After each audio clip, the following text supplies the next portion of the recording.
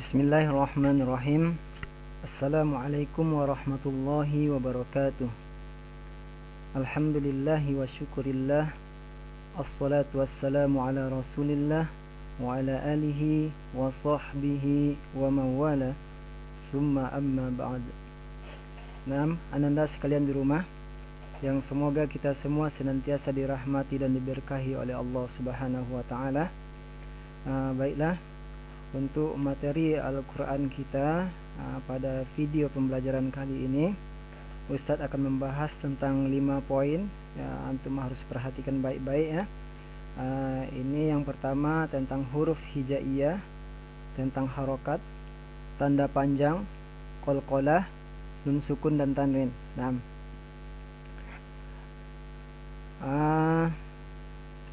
Masuk kita ke poin yang pertama, yaitu huruf hijaiyah ya. Di sini ada huruf hijaiyah. Di sini ada 30, namun pada hakikatnya huruf hijaiyah itu cuma 28 ya. Ya, 28 karena lam alif ini sudah ada lam dan alif, dan hamzah ini juga sama dengan alif ya. Atau 28 atau 29. Nah, sekarang kita baca hurufnya. Cara membaca huruf ya beda dengan cara membaca ketika huruf tersebut dikasih harokat. Nah, perhatikan baik-baik.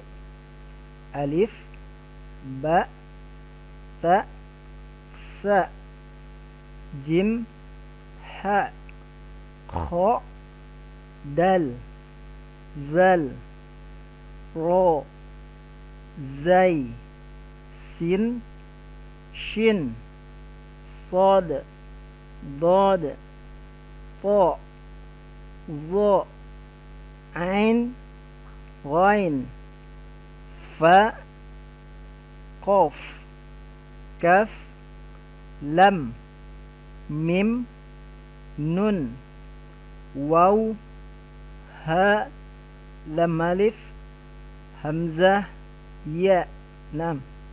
Itu nama-nama hurufnya ya, ananda sekalian harus dihafal ya. Masuk kita ke harokat, perhatikan baik-baik. Dalam Al-Quran ya, ada beberapa tanda baca atau harokat. Ada fathah, berarti baris atas ya, ada kasroh, baris bawah, ada dhammah atau baris depan ya.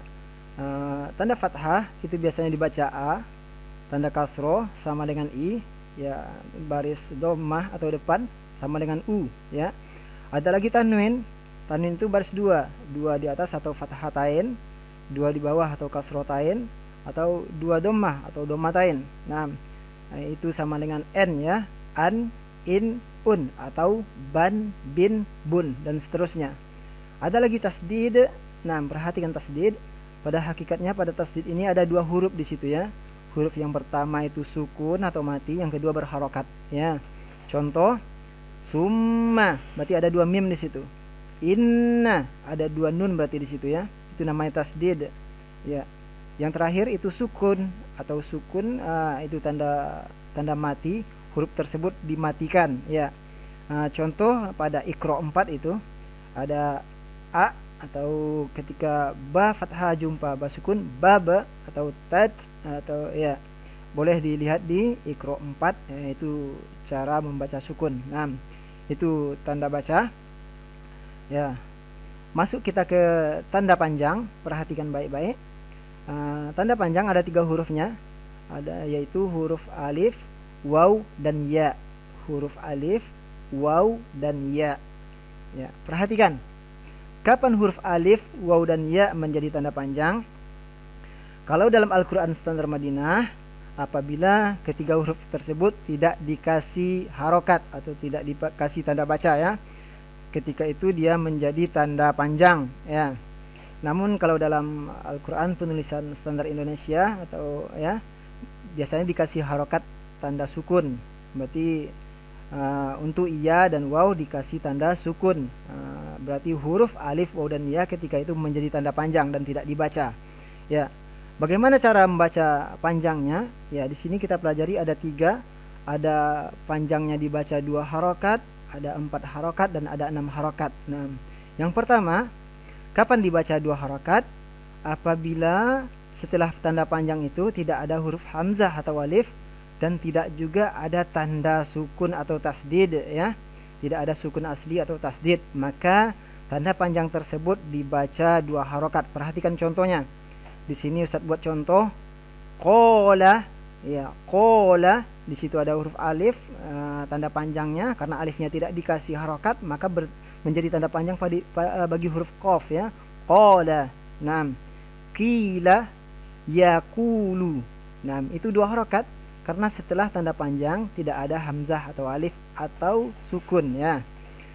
Kapan dia dibaca 4 harokat? Ya, tanda panjang tersebut dibaca 4 harokat apabila setelah tanda panjang berjumpa dengan alif atau hamzah. Berjumpa dengan alif atau hamzah. Contoh di sini Ustaz buat ya. Si'at ya dalam surah Al-Mulk ya. Si'at itu tanda panjang jumpa hamzah, maka dibaca 4 harokat ya. Ada lagi yang banyak dalam Al-Quran. Wassamai, wassamai.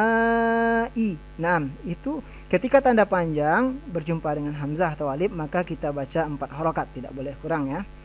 Ya. Kapan dibaca 6 harokat? Apabila setelah tanda panjang itu kita berjumpa dengan sukun asli atau tasdid. Contoh dalam surah Al-Fatihah, waladdallin. Nah, terus contoh lagi pada surat Abasa ya. Fa iza ja'atis shakhah ya. Ya, so jumpa dengan kho yang bertasdid atau sukun maka so-nya itu dipanjangkan dulu 6 harokat ya. Bagaimana ukurannya? 1 harokat itu ibarat 1 kali ketukan. Berarti kalau 2 harokat 2 kali ketukan. Tuk tuk begitu.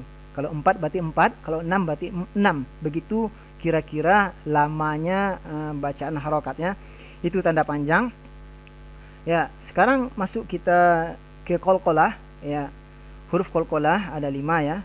Biar Ananda sekalian mudah menghafalnya. Ingat saja baju di toko. Berarti hurufnya ba, jim, dal, to, ko. Nah, ba, jim, dal, to, ko. Ya. Kapan dia qalqalah? Ya, qalqalah itu kita pantulkan ya. Kapan dia qalqalah? Apabila huruf yang 5 ini atau baju di toko ini ya berharokat sukun atau disukunkan atau ketika wakof otomatis dia disukunkan ya. Nah, berarti dia dipantulkan cara membacanya. Dan cara membaca qalqalah ada 3 juga.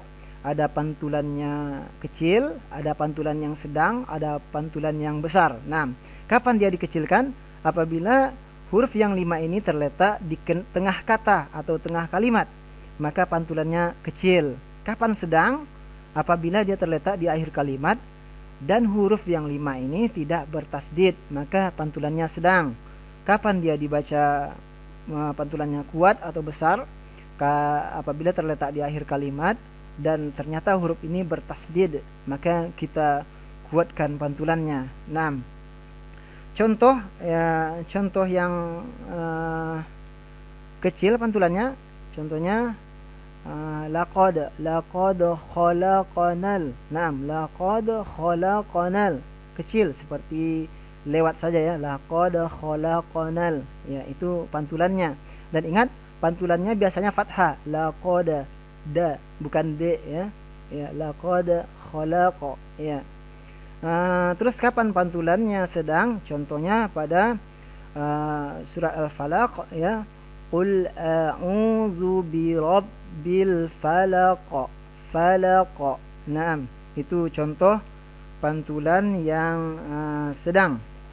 Nah, contoh pantulan yang kuat itu juga ada pada surat Al-Masad, yaitu tabbat yada abi lahabin wa tabba. Nah, apa bedanya yang kuat dengan yang sedang? Ya, kalau yang sedang tidak kita tahan ya. Khalaqa. Nah, tidak kita tahan, sementara yang besar, pantulan yang besar atau qalqalah kubro, maka kita tahan dulu baru kita pantulkan ya. Wa tabba. Nah, kita tahan atau bil haqq. ko. Nah, seperti itu. Masuk kita ke materi selanjutnya, ya, itu tentang nun sukun atau tanwin. Ya, perhatikan nun sukun atau tanwin. Apabila nun sukun atau tanwin berjumpa huruf hijaiyah yang 28 tadi, maka cara membacanya terbagi 4. Ada izhar, ada yang dijelaskan, ada dibaca iklab, ada yang dibaca ikhfa, dan ada yang dibaca idgham. Nah, sebelum Ustaz jelaskan huruf-huruf yang akan bertemu, kapan dia dibaca izhar, maka Anda perhatikan ketika kita belajar membaca Al-Quran Standar Madinah. Perhatikan di sini, kalau nun sukun dikasih tanda sukun, berarti dibaca jelas, ya. Berarti dibaca jelas n-nya. Kalau nun sukunnya tidak dikasih tanda sukun, berarti dia dibaca antara iklab, ikhfa, atau idgham. Ini yang harus kita perhatikan. Nah, perhatikan pula di sini tanwin ada kasrotain, ada fathatain, ada domatain, ya. Ketika hurufnya sejajar untuk fathatain dan kasrotain, berarti dibaca jelas. Sementara domatain satu di atas, satu di bawah, ya, sejajar dia. Berarti ini semua dibaca jelas dalam Al-Quran Standar Madinah. Perhatikan di bawahnya lagi. Di sini fathatainnya miring, satu agak ke kanan, satu lagi agak ke kiri, ya. Yang kasrotainnya juga sama. Lihat domatainnya, satu di kiri, satu di kanan, ya, bukan di atas di bawah. Kalau jumpa yang seperti ini berarti dibaca iklab, ikhfa, dan idgham. Nah, perhatikan kapan kita baca iklab, ikhfa, dan idgham, ya. Ustaz jelaskan, ya. Tanwin atau nun sukun apabila berjumpa huruf alif, ain, qain, ha, kho, dan ha, atau Ustaz ulang, huruf alif, ha, kho, ain, qain, ha, maka nun sukun atau tanwinnya dibaca jelas, tidak boleh dengung. Itu dibaca izhar, ya, tidak boleh dengung. Contoh dalam surah Al-Fatihah ada an'amta, an'amta, atau biqadirin ala, biqadirin ala. Itu lihat juga cara penulisan harokatnya, dan kita juga harus tahu hurufnya. Nah, berarti dibaca jelas. Masuk kita dibaca iklab. Bagaimana cara membaca iklab? Kita merubah bunyi n menjadi bunyi m, ya. Bunyi nun menjadi bunyi mim dengan merenggangkan bibir sedikit. Hurufnya satu saja. Apabila nun sukun atau tanwin berjumpa huruf ba, maka dibaca iklab. Maka bunyi nunnya kita rubah menjadi bunyi mim dan kita renggangkan bibir sedikit. Contoh mim ba'di. Nah, mim ba'di, bunyi mim tapi renggang bibir sedikit, ya. Atau contoh lain, yauma izin bima, ya, yauma izin bima. Nah, itu contoh iklab. Kapan dibaca ikhfa? Nah, ikhfa ini banyak hurufnya. Apabila nun sukun atau tanwin berjumpa hurufnya ada 15, ya. Huruf ta, sa, jim, dal, zal, shin, shin, sad, dad, ta, za, fa, qaf, kaf. Naam, ya. Apabila berjumpa huruf yang 15 ini, maka dia dibaca ikhfa. Seperti apa ikhfa? Ikhfa itu kita samarkan bunyi nun sukun atau tanwinnya masuk secara dengung ke huruf yang 15 tadi, masuk ke mahrajnya secara dengung. Contoh di sini Ustaz buat walakin kazzaba, ya, bukan walakin, ya, tetapi kita samarkan masuk ke mahraj kaf, walakin kazzaba. Nah, atau contoh yang lain, khairin tajiduhu, khairin tajiduhu, bukan khairin, ya, tapi kita samarkan bunyi bunyi tanwinnya masuk ke mahraj ta, khairin tajiduhu. Nah, itu ikhfa. Sekarang masuk kita ke idgham, ya. Idgham itu kita masukkan bunyi nun sukun atau tanwinnya ke huruf setelahnya. Perhatikan, idgham ada dua, ada yang didengungkan, ada yang tidak didengungkan. Kapan dia didengungkan? Apabila nun sukun atau tanwin berjumpa huruf waw, ya, mim dan nun, maka kita dengungkan ya. Contohnya huwa khairau wa a'zama. Khairau dia masuk ke huruf waw langsung tapi secara dengung. Khairau wa a'zama.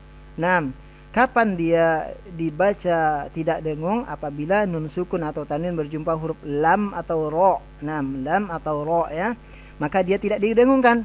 Contoh ya, innallaha ghafurur rahim. Tidak ada dengung di situ ya, masuk secara sempurna. Ghafurur, hilang runnya, langsung ke ro.